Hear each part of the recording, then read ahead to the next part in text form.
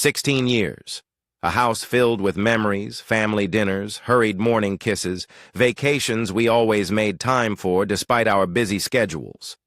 I used to believe we were a happy family. But then, things started to change. My wife, the woman I loved with all my heart, gradually became distant. She no longer laughed at my jokes, no longer leaned into me while watching TV, no longer looked at me the way she used to.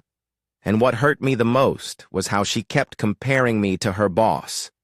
You know, if it were my boss, he'd handle it this way. He always knows how to make his wife happy. Why don't you learn from him? Every time she said things like that, it felt like a knife stabbing my pride. I wasn't a perfect husband, but I tried. I bought books on marriage, searched for ways to make her happy. But no matter what I did, all I got in return was indifference. And that's when I started to suspect. One night, as we lay in bed together, she was texting someone, giggling. I leaned in slightly to glance at her phone, but she snatched it, away like I had just trespassed into a dark secret. "What are you doing?" she snapped, eyes wide with panic. I didn't answer. I just looked at her. And in that moment, I knew. She got up, locked herself in the bathroom, and continued texting. I tried to convince myself that I was overthinking, but her behavior became more obvious. Late meetings, weekend work emergencies, hushed phone calls. I asked to see her phone, and she reluctantly handed it over, after deleting almost everything. That's when I knew for sure. I had a friend retrieve the deleted messages. And when I read them, it felt like the ground beneath me crumbled. She had been cheating. For 2 years.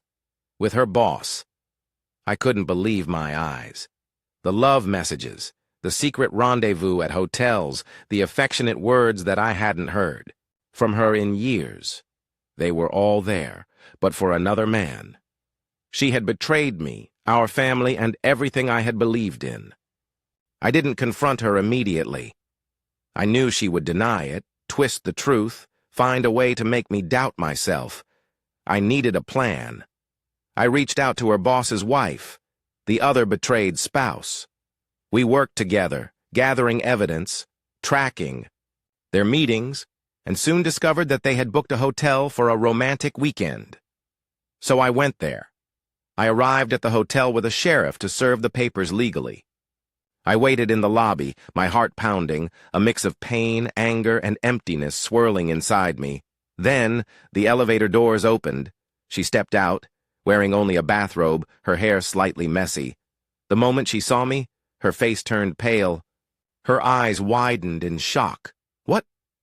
What are you doing here?" she stammered. I didn't say a word. I just held up the divorce papers. A long silence stretched between us. She stared at the papers, then looked back at me. She began to tremble, shaking her head before breaking into tears. "No. Please. Let me explain." I had nothing left to hear. I placed the papers on the hotel counter. "You've been cheating on me for 2 years. Now you can have him all to yourself." She screamed, gripping my arm, begging. The sheriff had to step in, ordering her to let me go. I turned and walked away. I never looked back. That night, as I sat alone in our house, I felt a strange mix of relief and unbearable sorrow. I had wanted a strong marriage. I had trusted this woman with my heart. And yet, she had thrown it all away for 2 years of lies and deception. She fell to her knees in front of me, tears streaming down her face. "I was wrong. I never wanted to lose you. Please forgive me. I'll do anything to fix this." I looked at her, the woman I had loved for 16 years, and felt absolutely nothing. "You should have thought about that before you destroyed our family," I said. From that day on, she begged endlessly for a second chance. She read the book I had once bought, How to Help Your Spouse Heal from an Affair. But to me, it was too little, too late. People around me pressured me to forgive her. Everyone makes mistakes. She regrets it. Other men stay with their wives after worse affairs. Why are you being so harsh? Don't throw away 16 years of marriage over this. but none of them had laid awake at night, wondering why their wife no longer loved them. None of them had been lied to, betrayed, humiliated. None of them had felt their soul shatter into pieces. I wasn't going to stay. I couldn't.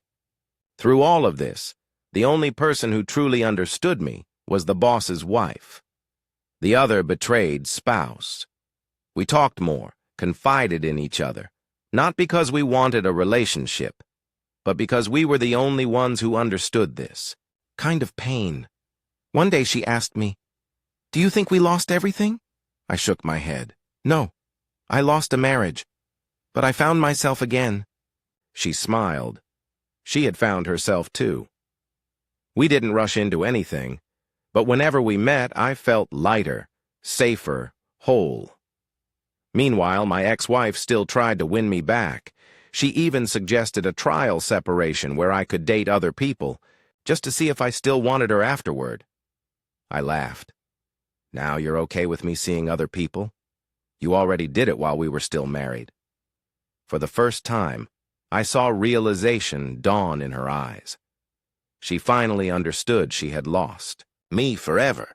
The day our divorce was finalized, I didn't feel instant relief. I sat in my car, staring at the paperwork, feeling like I had just closed a major chapter of my life. Then, I exhaled. I had done the right thing. My ex-wife tried to hold on until the last moment, but it was too late.